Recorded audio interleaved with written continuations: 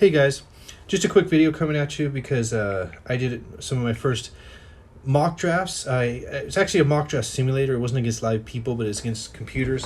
I tried 10 team and 12 team leagues, and this is just kind of my initial reaction to those, kind of my early research. I'm not really ready to do any drafts for real or anything like this, but I'm just kind of getting some feelers out there, seeing how drafts might go this year, seeing where people fall in this year's rankings, that sort of thing.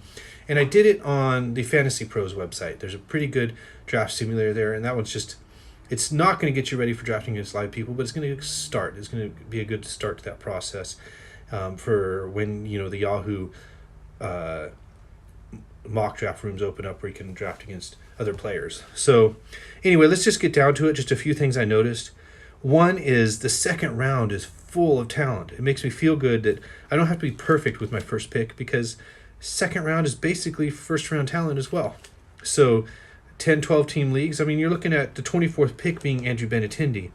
And I think that guy could be a superstar. Look at this. Chris Bryant ranked out, cleared out 28, Juan Soto 29. Kershaw's 30 and Blake Snell 31. Carlos Correa 31. Rizzo 34.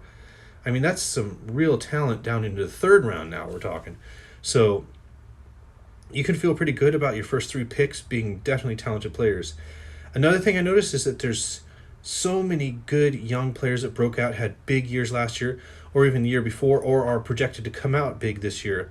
Don't forget about the Bellinger on the Dodgers or Judge, along with Acuna, Albies, Vladimir Guerrero Jr., Gleyber Torres. I would recommend having one of those guys because, they're a little risky because sophomore slumps are real. But also, they got the kind of talent to where the sky's the limit, and you just never know how far they're going to go. And the one I think is really great value down here, ranked 79th at least on this list, is Gleyber Torres. He's below Vladimir Guerrero Jr., and he's eligible at second base and shortstop. And I think he's going to play probably quite a bit of shortstop with the injuries that the Yankees have right now with Didi Gregorius. So look for that guy. I think that guy could have an amazing year. And in that lineup, a lot of runs scored, a lot of RBIs. I don't think it's a stretch at all to think he'll be pushing 30 home runs.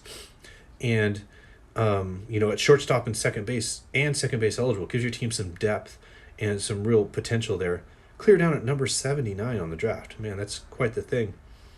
Lower than Vladimir Guerrero Jr., even though Vladimir Guerrero Jr. might be the number one prospect in baseball, he's never played in the majors, and there's always that risk of, the major league pitchers figuring him out. And I think Gleyber Torres has had enough major league experience to where we can see he's legitimate. Another thing is just depth. I just really feel like there's plenty of guys to where you don't have to panic if you don't get a catcher or a closer early. I like Brad Hand at closer later, Iglesias on the Reds. Even Cody Allen, who's going to the Angels, some of those guys are just ranked way down there to where if you miss out on the primary closers, you can fall back on them. There's always that guy that jumps on closer early. You don't have to let that guy make you panic. Have options later, like these guys. Another thing is some guys that you're typically used to being ranked really high have gone down some. Compared, I think it's partially the talent, partially those guys are getting older. Like Clayton Kershaw being ranked 30th. At least on this list. Buster Posey's way down there. He is coming off injury, so it makes sense, but still, it's guys you're just used to being ranked higher. A little farther down. Buster Posey's 154 on this list. Shohei Ohtani. This league, it looks like he's eligible where if you draft him, you can use him at pitcher or DH. It depends on how your league works and his value. Some later guys I really like. I think they will have maybe some bounce back. Other people will overlook them that I'm seeing just fall real far down, and we'll get more into these guys in our sleepers videos. But I'm seeing Josh Bell, Marcus Semien, Jonathan Gray, Jose Martinez, Yoenis Cespedes. Now I know there are question marks you guys will bring up with us with all these guys as far as playing time, injuries, that sort of thing. But they're just so far down that I don't think that it's that much of a risk to take them. A guy like Domingo Santana, ranked 209, going to Seattle. Will be interesting to see how he might play with a new change of scenery. Nathan Eovaldi, clear at 238.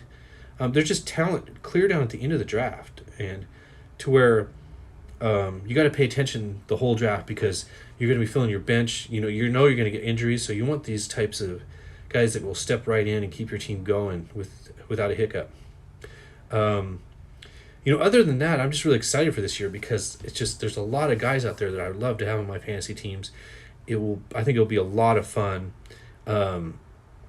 and I think no matter what your strategy, if it's pitching early, if it's hitting early, if it's value at position, whatever it may be, I think there's just so many options this year and a lot of talent and a lot of potential for guys with power and speed combined this year. I think more so than we've seen in the past.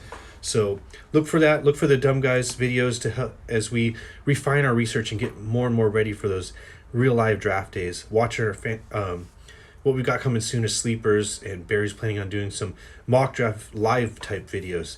So look for that. Stick with us. Comment on what you want us to do. Tell us when we're wrong on our picks, and stay dumb.